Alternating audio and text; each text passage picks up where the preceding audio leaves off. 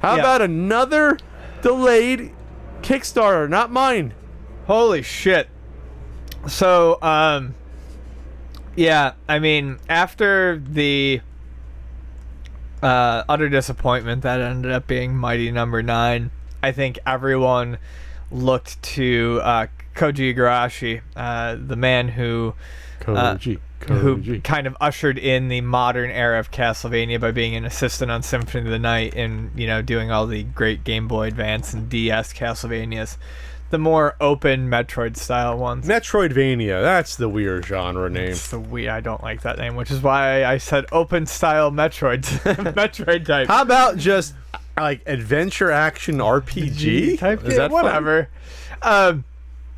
So, you know, he left Konami. Everyone got behind him because he wanted to bring back that style of Castlevania, and I'm still on board with that vision. A lot of people are. But, you know, everyone looked to him like, you know, you're going to get it right, man. And the game was supposed to release in the first quarter of 2017, and it just got pushed to the first half of 2018. Jesus, a full year. A full year, if not a little bit more. Remember, this made what, like over $4 million on Kickstarter? Something like that, and it was only looking for, I think, 500,000 because it was another one of those Kickstarters that was a gauge shadow Kickstarter, right? Where there was money behind it already. More like pre-order than a real Kickstarter, right? Like. And it's disappointing, and it's particularly disappointing in the wording of how he states this. In an update to the game's on the game's YouTube channel, Igarashi stated, "Things have been progressing with development for Bloodstained, but between our current production setup and release deadline, I've realized that at this rate, the game may now end up meeting my quality standards." You just realized that, dude, with like what 3 years in development or whatever, months to go.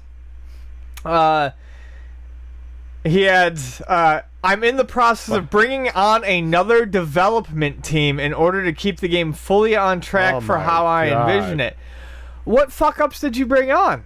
Like, I mean, in the first place, to derail this to the degree that you've derailed it. So, yeah, 4.2 million. Like. Well, that's a lot of that wasted for new development. By the way, when he's it's recorded video, looks like a fucking hostage video. How it's recorded. You see the actual video of him? It's like in front of a white screen. He's just sitting there, like he doesn't look happy. It looks like he was gun to his head. Say this. So I don't know where this is coming from. I mean, how do you get so far into this where you're, like you said, a few months out? Oh, this development team sucks dick. And we have to throw them out, basically. And who knows how much work you have to redo at that point. We're halfway through September, okay? Let's say, I think it was first quarter, maybe it was first half. March was supposed to be. March. So 6 months out. We're 6 months out, and 6 months out, you're like, oh, we're not going to make release. And this is after years of development. Oh, my product is crap. I have to tell people now 6 months ahead of time that, you know, we need another over a year. You think they saw the Mighty Number 9 disaster and like, oh, we got to make sure this is right? So, you know, I mean, I've mentioned this team before, and I don't want to sound like I'm constantly cheerleading them, but I want to pit two ideas against each other here when people are looking at these projects. You can't just look at a project and see Koji Inafune wants to make a game like Mega Man or Koji Igarashi wants to make a game like Castlevania and be like, I trust this man, because why? Yes, they make good games, but they did it with huge publishers behind them that were keeping people on task.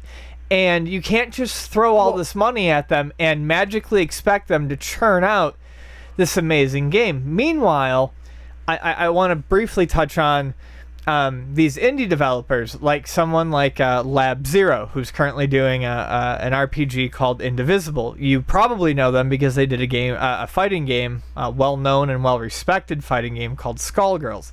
Played in tournaments all over for money.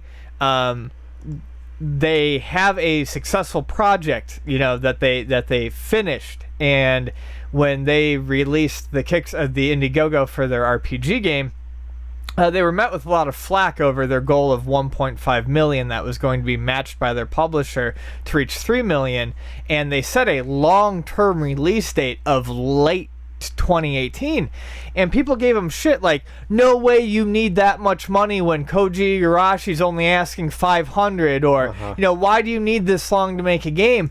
And it's because people don't realize the fucking realities of game development. So they're getting penalized for being truthful about the budget and time needed versus this, where it's bullshit because they have probably money backed already and they're getting pushed back a year anyway.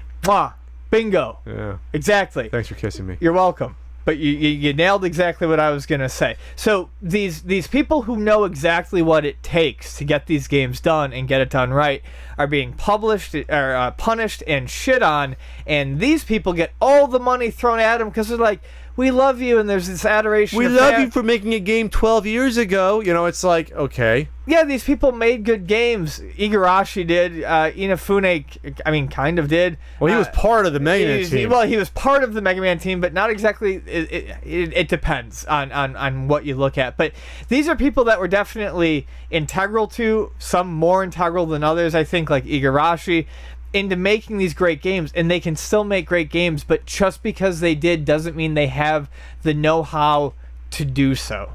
And we have to be more cautious about that. You think this is a Justice League Zack Snyder thing where they're pulling him off as head of the project and Igarashi's the Snyder, so he's going to be someone like Affleck's going to come on and direct the game going forward? Man. I don't know, but all I'm saying is don't let celebrity game developers guide your judgment when it comes to these Kickstarters. Read the fine print, do some research on this, and at this point, and who knows, if Lab Zero screws up, you can all come at me when that happens. But I'm just saying, we're comparing, people getting shouted down when they have successful ventures in the past compared to people who don't have indie projects to rest their laurel. They can't rest back on these things. So that's my main point with this.